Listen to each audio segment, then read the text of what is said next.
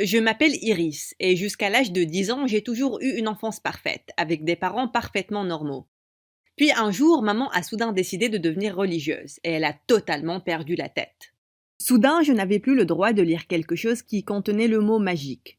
J'ai commencé à sortir les livres d'Harry Potter en douce de la bibliothèque et je les ai cachés sous mon oreiller. Mais un jour en sixième, je suis rentrée pour trouver maman en train de faire un feu. Et à mon horreur, j'ai vu mes livres par terre. Je t'ai dit que je ne voulais pas que tu lises des manuscrits diaboliques. Viens ici et jette-les au feu. Tu es folle, maman. Je ne vais pas les brûler. Je n'ai qu'à sauver ton âme alors. Et après ça, elle les a tous balancés dans le feu. J'ai dû utiliser tout mon argent de poche économisé pour acheter de nouveaux livres à la librairie. Mais en cinquième, maman est devenue complètement folle. Papa nous a emmenés à une fête chez son patron. Et peu de temps après, j'ai remarqué que maman n'était pas dans la pièce. Je suis allée la chercher et je l'ai trouvée dans le bureau en train de couper un tableau avec un cutter. Maman, qu'est-ce que tu fais? Cette peinture est diabolique. Je peux sentir la présence du diable dedans. Il s'est avéré que la peinture diabolique valait une fortune. Papa n'a pas été seulement viré, mais il a aussi été poursuivi en justice. Il a dit qu'il ne pouvait plus supporter maman et il est parti pour de bon. J'étais furieuse contre maman. Mais je ne pouvais pas l'être pendant longtemps parce que le lendemain, elle a annoncé qu'elle était enceinte. Papa était injoignable. J'étais donc tout ce qu'elle avait maintenant. Et 8 mois après, c'était moi qui appelais les urgences quand elle a perdu les os. À l'hôpital, maman a piqué une crise parce qu'il n'y avait aucun docteur femme disponible. Hors de question qu'un médecin homme me touche. J'ai fait un serment à Dieu. Apportez-moi une femme, sinon je vais garder ce bébé à l'intérieur de moi. C'est là qu'un beau jeune médecin est entré. Et maman a crié « Je vais le prendre !» Elle m'a forcé à lui mettre du rouge à lèvres avant que je ne sois mise dehors. Maman se comportait bizarrement. Maman a donné naissance à un bébé-fille et je suis immédiatement tombée amoureuse d'elle. Elle est belle, n'est-ce pas? Oui, c'est un ange. Oh, tu parles du bébé. Eh bien, elle ressemble à une pomme de terre cuite. Maman était occupée avec ses réunions à l'église et je suis devenue la baby-sitter de Maddy après les cours. Mais je l'adorais et ça ne me dérangeait pas du tout. Une nuit, alors que je la mettais au lit, Maddy a dit somnolente « Peux-tu me raconter une histoire de fantômes et de sorcières qui volent sur des balais ?»« Chut! Où as-tu appris ça, Maddy ? J'ai vu un dessin animé à la télé. C'est très rigolo. Je souhaiterais pouvoir voler. J'adore les trucs magiques. » Et après ça, elle s'est endormie. Mais je n'ai pas arrêté de penser à ce qu'elle a dit. J'aimais lire les livres d'Harry Potter en étant enfant. Seuls les fous ne faisaient pas pareil. Je me suis assise et je commençais à écrire une histoire que j'avais en tête depuis toujours. Le premier jour au lycée, un garçon mignon est venu et s'est assis à côté de moi durant la pause. « Je suis Laurie.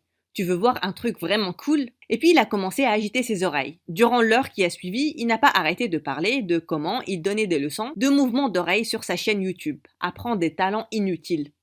Et juste comme ça, je me suis fait un nouvel ami. Il a commencé à venir chez moi pour jouer aux jeux vidéo, quand maman n'était pas à la maison. Une fois, elle est rentrée plus tôt que prévu. Et pauvre Laurie, il a dû se cacher durant 2 heures avant qu'il ne puisse rentrer. Maman aurait perdu la tête si elle avait trouvé le garçon à la maison. Une nuit, j'avais planifié de dîner avec Laurie, mais je n'avais pas pu trouver de babysitter. J'ai donc emmené Maddy avec moi. Pendant qu'elle mangeait sur une chaise haute, elle a soudainement pointé quelqu'un du doigt. « Regarde, c'est maman !» Je me suis tournée pour voir un couple à une table et j'ai ri. « Ce n'est pas ta maman, bébête, c'est ma maman. » Je me suis tournée de nouveau et cette fois-ci, j'ai clairement vu le visage de la femme. Quoi? Cette femme avec de longues jambes qui donnait des fraises à un homme était maman? Oh, tu sais ce mec avec qui elle est? C'est notre prof de chimie. Après avoir mis Maddy au lit cette nuit-là, j'ai attendu que maman rentre. Elle a sursauté de surprise quand elle m'a vue. « Bon sang, pourquoi tu es toujours réveillée, Iris ?»« Maman, enlève ton manteau. »« Quoi? Pourquoi tu te comportes si bizarrement ?» J'ai dit « enlève ton manteau. » N'utilise pas ce ton avec moi. Dieu déteste les enfants malpolis. Maintenant va au lit. Il déteste aussi les menteurs. Et après ça, j'ai commencé à tirer son manteau. Elle m'a poussée et on a atterri par terre. Tu avais un rencard avec mon prof. Je t'ai vu.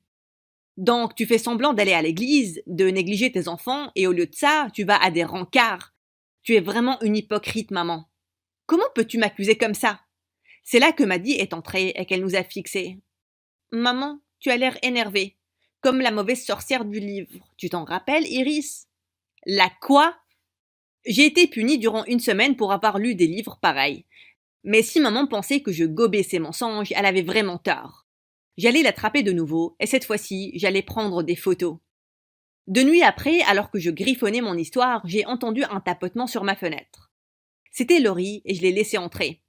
Je ne t'ai pas vu depuis 2 jours, et je devenais fou. Regarde ce que j'ai pour toi. J'ai presque crié quand j'ai vu son cadeau.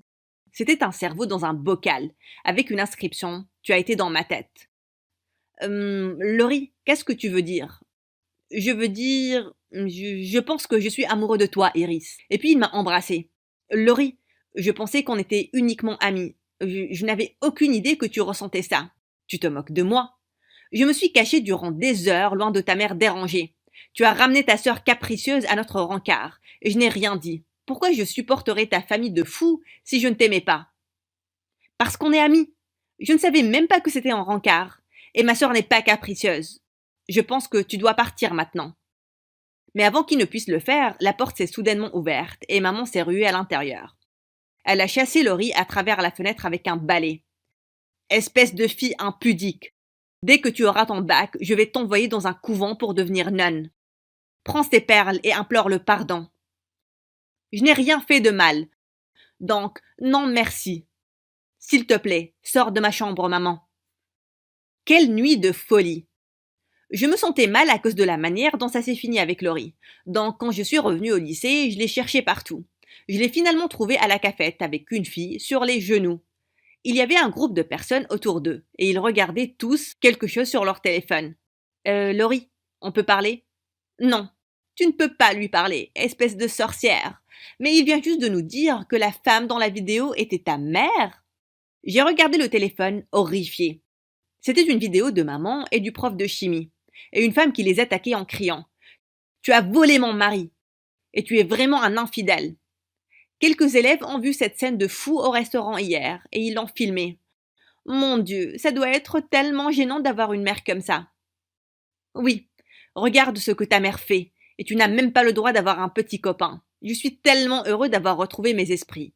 Et maintenant, je suis avec ma future épouse. Et les deux se sont embrassés bruyamment. Je leur ai jeté mon verre de jus au visage. Tu es juste avec cette fille parce que je t'ai rejeté, espèce de raté. Et je suis heureuse que tu sois sortie de ma vie, parce que tu es un horrible ami. Et après ça, je suis partie en furie. Et comme si les choses ne se passaient pas assez mal, le prof de chimie a éclaté en sanglots durant le cours. Et il s'est mis à genoux. Iris, s'il te plaît, est-ce que je peux venir habiter avec toi et ta mère? Ma femme m'a mis à la porte, et je suis sans abri. Je ferai tous tes devoirs, je te le promets. Maman ruinait ma vie. Quand je suis rentrée ce jour-là pour la confronter, je l'ai trouvée dans son bureau. Tu peux m'expliquer ce qui est arrivé durant ton rencard hier, maman? Elle s'est tournée et en l'air à moitié folle. Je suis ta mère et je ne te dois aucune explication. Mais tu peux m'expliquer pourquoi tu écris ces bêtises sous mon toit? À mon horreur, j'ai vu une pile de papier déchirée sur la table derrière elle. Maman! Tu viens de déchirer ma nouvelle? J'ai travaillé dessus durant 2 ans. Je n'ai aucune autre copie. Je vais t'envoyer dans un internat catholique. Je me lave les mains de toi. Pareil pour moi, maman. Mon Dieu, tu es folle. Je suis heureuse de m'éloigner de toi.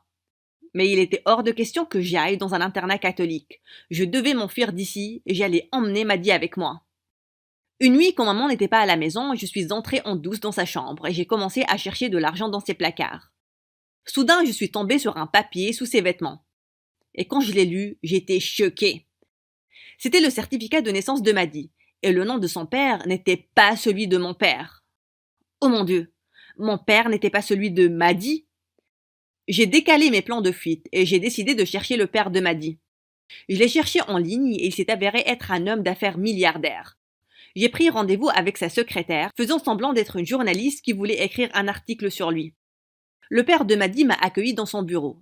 Mais son sourire a disparu quand je lui ai balancé la bombe. Je lui ai montré une photo de maman et le certificat de naissance de Maddy. Il avait l'air d'avoir une crise cardiaque.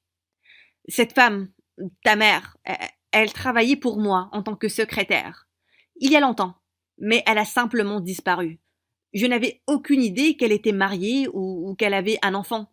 Il a demandé s'il pouvait rencontrer Maddy et je l'ai invité chez nous. Quand il est venu le lendemain soir, ses yeux se sont remplis de larmes quand il l'a vu. Maddy, ce gentil homme est ton père. Va lui dire bonjour, ma chérie. Elle s'est assise à côté de lui et il lui a donné quelques cadeaux qu'il a amenés avec lui. C'est là que maman est entrée. Et quand elle l'a vu, elle est devenue pâle. Qu'est-ce que tu fais ici? Je l'ai retrouvé, maman.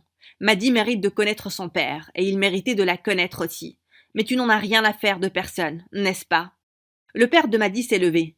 Tu l'as éloigné de moi pendant tout ce temps, mais maintenant, je veux que ma fille vienne vivre avec moi. Je n'étais pas un homme très riche quand on s'est rencontrés, mais je suis un milliardaire maintenant. Je peux lui donner une incroyable vie. Un milliardaire? Oh mon chéri, je suis célibataire et je vais. Que Maddy, s'il te plaît. Maman a accepté de laisser Maddy partir avec son père contre une allocation mensuelle. Ça me brisait le cœur à l'intérieur que Maddy parte, mais j'étais très heureuse pour elle. Je me suis accroupie à côté d'elle. Tu vas aller vivre avec ton père maintenant, mais je viendrai te voir chaque semaine. Non, tu viens avec moi. Le père de Maddy était plus qu'heureux de m'emmener moi aussi. J'étais sur les nuages. Alors qu'on partait, je me suis tournée vers maman. Tu n'as été une bonne mère pour aucune de nous deux, mais je veux que tu saches que je te pardonne. Oh, une question avant de partir.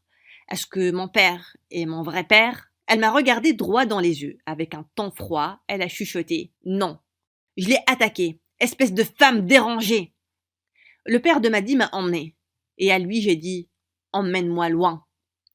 Maintenant, Maddy et moi vivons notre meilleure vie. J'ai aussi commencé à réécrire ma nouvelle de zombie. Et je suis sûre que ça va être un best-seller un jour.